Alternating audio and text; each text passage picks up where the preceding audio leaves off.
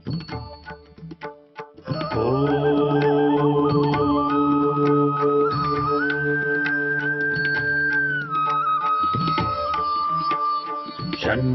मित्रः शं वरुणः शन्नो भवत्वर्यमा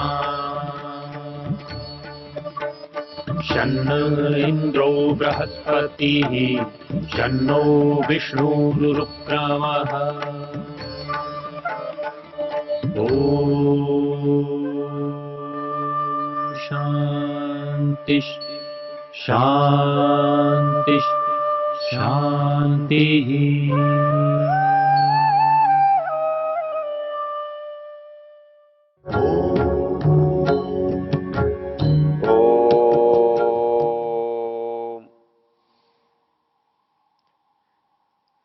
वेद में सृष्टि उत्पत्ति का जो क्रम हमें देखने को मिला, इस क्रम को हमें समझने का भी उपाय वेद ही बताता है। वेद सृष्टि की उत्पत्ति को कैसे समझाता है, तो वो इस मंत्र में है। यहां पर इस सृष्टि के निर्माण के लिए त्रिसप्त समिधा 21 बातों की बात कही है। तो 21 बातें क्या होंगी? मूल चीज तो सत्व रज तम है।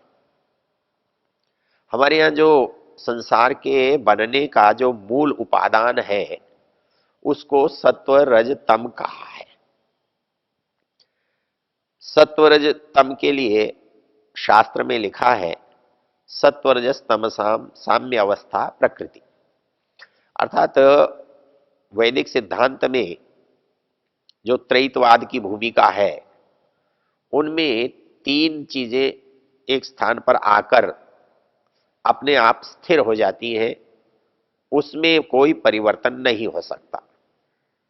तो जिसमें कोई परिवर्तन नहीं हो सकता, तो न वो चीज बनाई जा सकती है, न चीज मिटाई जा सकती है। तो ऐसी वस्तुओं को, ऐसे पदार्थों को हमारे यहां अनादि कहा गया है, जिसका कोई प्रारंभ नहीं है। तो प्रारंभ नहीं है, तो इस विषय में तीनों ही बातें एक सी हैं, क्योंकि ईश्वर का भी प्रारंभ नहीं है, जीवात्मा का भी प्रारंभ नहीं है, और प्रकृति का भी प्रारंभ नहीं है। तो जीवात्मा की और परमात्मा की चर्चा तो हम यहां नहीं करते, लेकिन ये प्रकृति भी इस अर्थ में उन दोनों से कम नहीं है कि ये भी उतनी ही पुरानी है जितने वो दोनों हैं। परमात्मा और जीवात्मा जितने पुराने हैं, उतनी ही पुरानी प्रकृति भी है। क्योंकि ये जो तीनों का जो अस्तित्व है, वो एक दूसरे के लिए है। इनमें से एक भी नहीं होगा तो अगले दो का होना बेकार हो जाएगा। मान लीजिए कि ईश्वर न हो, ईश्वर को न माने, तो ये जो जीवात्मा है, इसकी आवश्यकताएं ये अपने सामर्थ्य से पूरी नहीं कर सकता। इसको चाहिए तो बहुत, और चाहिए भी वो जो इसके पास नहीं है। तो इसको कौन देगा? ये करना तो चाहता है लेकिन कर नहीं सकता है। वो कौन करेगा? सबसे मुख्य बात है कि इसको अपना शरीर चाहिए, तो प्रकृति से ही अपना शरीर नहीं बना सकता। बनाने के लिए इसे होना पड़ेगा, होने के लिए बनना पड़ेगा। तो इस पूर्वापर संबंध को कैसे मिटाएगा? एक माता पिता कह सकते हैं कि हमने तुम्हें पैदा किया, तुम्हें बनाया, लेकिन उनके बनाने के लिए भी तो माता पिता की आवश्यकता है, और उनके बनाने के लिए भी माता पिता की आवश्यकता है। तो जब तक स्वयं साकार नहीं बन जाए, तब तक किसी साकार की रचना इससे संभव ही नहीं है। इसलिए यदि कोई ये सोचे कि मनुष्य अपने बना लेगा या मनुष्य बन जाएगा, प्रकृति से अपने को बना लेगा, तो बनाना का संभव नहीं है, उसका अस्तित्व ही नहीं है। यदि ये प्रकृति और जीवात्मा के बीच में परमेश्वर की उपस्थिति न हो, सत्ता न हो, तो ये दोनों नितांत असमर्थ है। जीवात्मा जीवात्मा की जगह रहेगा, प्रकृति प्रकृति के स्थान पर पड़ी रहेगी, लेकिन इन दोनों में संयोग और इसका निर्माण संभव नहीं है। तो ऐसी स्थिति में होना तो दोनों को, तीनों को है। इसके विपरीत यदि जीवात्मा न हो और केवल परमेश्वर और प्रकृति हो, तो इसका उपयोग क्या होगा? क्योंकि इसका उपयोग जिसके लिए होता है वो ईश्वर तो है नहीं। क्यों? कि उसकी कोई आवश्यकता नहीं है, उसका कोई निजी स्वार्थ नहीं है, उसको किसी चीज की जरूरत नहीं है। तो ये जरूरत का उपाय है, साधन है। तो ईश्वर को जब किसी चीज की जरूरत ही नहीं है, तो प्रकृति का वो करेगा क्या? प्रकृति स्वयं जड़ है, तो वह कुछ भी नहीं कर सकती, न ईश्वर के लिए कुछ कर सकती है, न जीवात्मा के लिए कुछ कर सकती है। तो हमारे ऋषियों ने वेद के द्वारा जिस तत्व को, तथ्य को समझा, वो तथ्य ये है कि तीन बातें हैं, तीन सत्ताएं हैं और तीनों अनादि हैं। अंतर क्या है? अंतर ये है, एक जड़ है और दो चेतन है। एक जड़ है और दो चेतन है। उन चेतन में अंतर इतना है, एक को आवश्यकता है और एक को आवश्यकता नहीं है। एक समर्थ है, एक समर्थ नहीं है। तो बड़ा सीधा सा होता है, जो समर्थ है वही असमर्थ की सहायता कर सकता है, और असमर्थ की सहायता करने के लिए उसके पास साधन होने चाहिए। तो साधन के रूप में प्रकृति है, और जिसकी सहायता की जानी है वो स्वयं असमर्थ है, उसे सहायता की आवश्यकता है। तो ऐसी स्थिति में तीसरी जो सत्ता है वो सहायता करने वाली है, क्योंकि उसे अपनी कोई आवश्यकता नहीं है।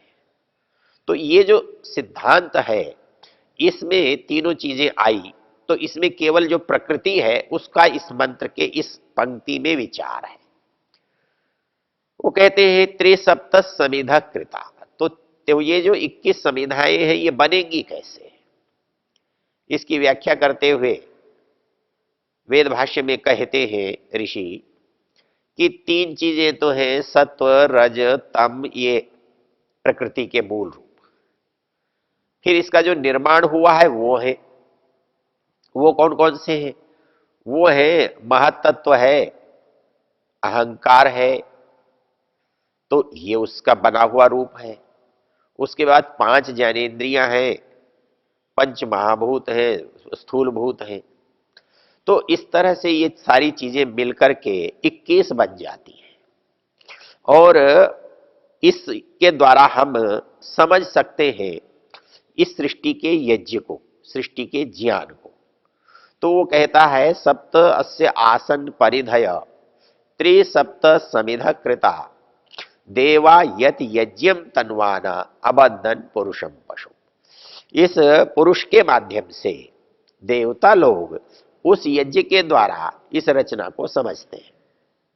इसको समझने के लिए इसके साथ जुड़ा हुआ एक मंत्र है, वो हमको इस यज्ञ शब्द के बारे में ज्यादा विस्तार से बता रहा है।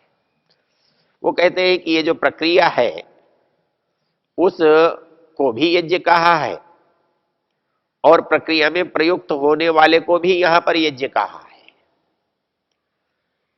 यज्ञेन यज्ञम अयजंत देवाः तानि धर्माणि प्रथमान्यासन तेह नाकम महिमानः सचंत यत्र पूर्वे साध्या संति देवा। यहां कहते हैं देवताओं ने यज्ञेन यज्ञम अयजंत, यज्ञ का साधन भी यज्ञ है और यज्ञ का साध्य भी यज्ञ है, और करने वाले देव हैं या साध्य हैं। साध्य कौन है? साधक है, जो साधना कर रहे हैं, जो योगाभ्यास में लगे हुए हैं। और देव कौन है? जो लग चुके हैं, जो कर चुके हैं, जिनके पास ज्ञान उपलब्ध हो गया है। और ऋषि कौन है? ऋषयश्च, जो क्रांतदर्शी है, जो दूर की देख सकते हैं, जो छिपी हुई जान सकते हैं, जिनकी बुद्धि पर्दे के पीछे की चीज को समझ सकती है। तो कहता है कि जान कौन सकता है? साध्या ऋषयश्च, जो साध्य है, साधक है, साधना करने वाले हैं और ऋषि लोग हैं। कहता है कि ये जो जान सकते हैं वो कैसे करेंगे? उनके लिए एक उपाय है। यज्ञेन यज्ञम अयजंत। अब यज्ञेन यज्ञम अयजंत, तो कैसे यज्ञ से यज्ञ करेंगे? तो ऋषि दयानंद इसका अर्थ करते हैं, यज्ञेन पूजनीयेन, जो पूजनीय परमेश्वर है उसके द्वारा देवताओं ने यज्ञ किया। तो उस यज्ञ कौन हुआ? परमेश्वर हुआ। उससे उसको यज्ञ किया तो जाना, जानने की प्रक्रिया हुई। तो उस प्रक्रिया को परमेश्वर के द्वारा ही जाना गया, यज्ञ से यज्ञ को समझा गया। तो यज्ञेन यज्ञम अयजंत देवा, देवताओं ने यज्ञ से यज्ञ का यजन किया। तो यज्ञेन यज्ञम अयजंत देवा, अब ये कौन सी चीज की यज्ञ से पता क्या लगा? कहता कुछ भी नया पता नहीं लगा। यज्ञ करने से क्या पता लगेगा? जो है वही तो पता लगेगा। जब आप दुनिया में खोज करोगे तो नया क्या पता लगेगा? दुनिया में जो है वही पता लगेगा। हम कहते हैं वैज्ञानिकों ने बड़ी खोज की, तो खोज किसकी की जाती है? जो खो गया था। जो खो गया था उसी की तो खोज की जाती है। जो है ही नहीं उसकी क्या खोज करोगे? जो खो गया है वो कैसा है? जो खो गया है वो दिखाई नहीं दे रहा है, पता नहीं लग रहा है, इतने में ही तो खो जाना है। खो जाने का अभिप्राय जब बोध नहीं है, पता नहीं है, जानकारी नहीं है, वही खो जाना है। तो ये कहता है कि उस खोज को आप कर सकते हो। तो उसको वैज्ञानिक लोग कुछ भी नया नहीं करते, वो केवल सृष्टि के नियमों को जान लेते हैं और जान करके उसका उपयोग कर लेते हैं। वो नया आविष्कार हो जाता है, नई खोज हो जाती है, नया विज्ञान हो जाता है।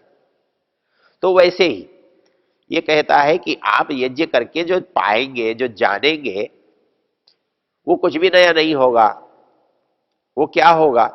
अरे वही होगा जो पहले से होता रहा है। क्या होता रहा है? कहता है यज्ञेन यज्ञम अयजंत देवा। कैसे यज्ञ किया? यज्ञ करने के नियम भी वही होंगे और यज्ञ करने से उपलब्धि भी वही होगी जो कि पहले लोगों ने की थी, जिसको साध्यों ने जाना था, जिसको ऋषियों ने जाना था। तो ऋषियों ने, साध्यों ने उसको कैसे जाना था? कहता है तानी धर्माणी प्रथमानी आसन। वो जो जानने के सिद्धांत है, वो जो जानने के नियम है, वो जानने की विधा और विद्या है, वो प्रथमानी, वो तो आदिकाल से वैसी ही है। अर्थात वो तो पैमाना, वो प्रमाण, उसमें कोई परिवर्तन नहीं हुआ। जब भी आप यज्ञ करेंगे तो उन्हीं प्रमाणों से करेंगे, उन्हीं पैमानों से करेंगे और वही परिणाम आपके सामने आएगा। इस मंत्र की जो प्रमुख बात है, इसके अंदर जो वैज्ञानिकता है, वो बहुत ही, जो समझने वाले हैं उनके लिए बहुत व्यापक है, बड़ी विस्तृत है। इस पर कितनी भी खोज वो कर सकते हैं, क्योंकि इस संसार को संसार से ही समझा जा सकता है और संसार को संसार से ही समझा जा सकता है। तो तरीका क्या होगा? वही जो पुराने लोगों का था, एक ही नियम होगा, उसी नियम से आप इसको समझोगे। उपलब्धि क्या होगी? वही होगी जो पहले लोगों को हुई थी। क्यों? कि इसमें बदलाव क्या है? बदलाव तो कुछ भी नहीं।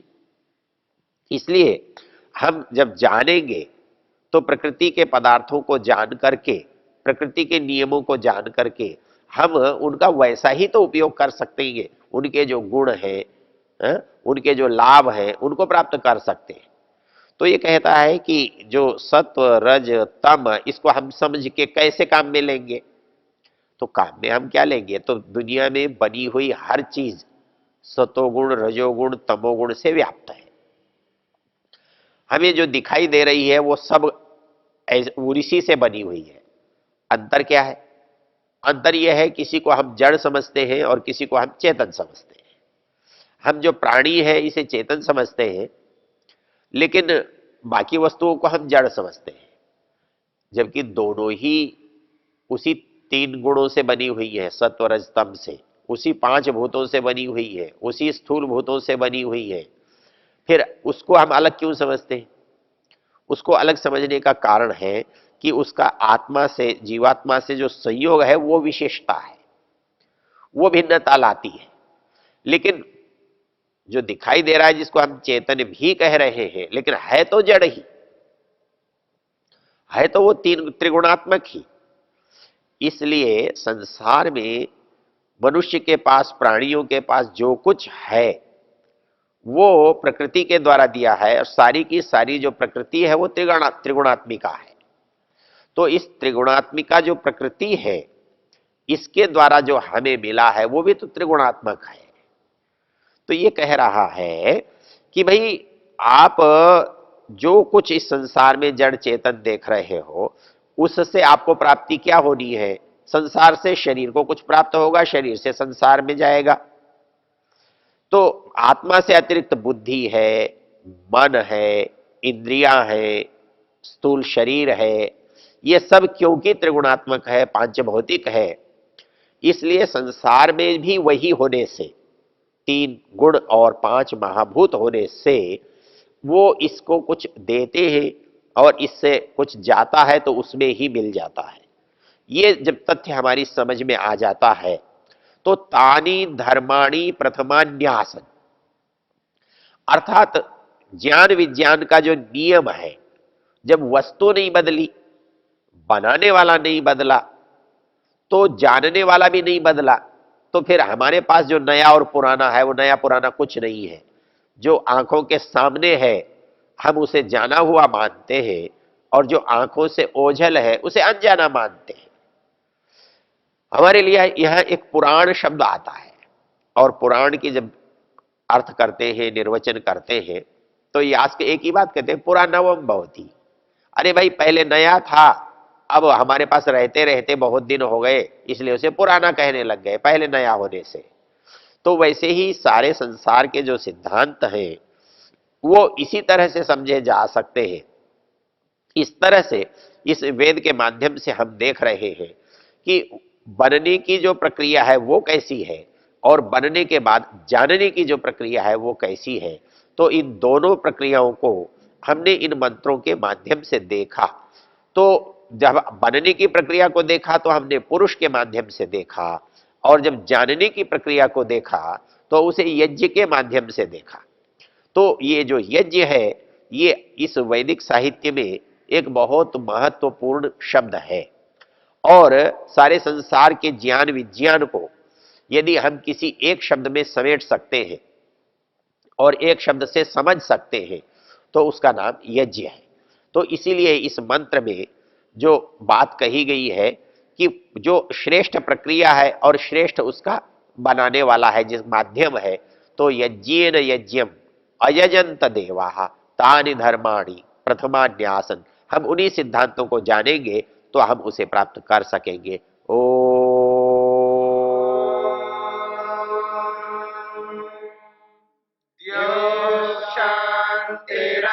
शान्तिरन्तरिक्षं शान्तिर्पृथिवी शान्तिरापः शान्तिरोषधयः शान्तिः वनस्पतयः शान्तिर्विश्वे देवा शान्तिर्ब्रह्म शान्ति सर्वं शान्ति शान्तिरेव शान्ति क्षमा शान्तिरेधि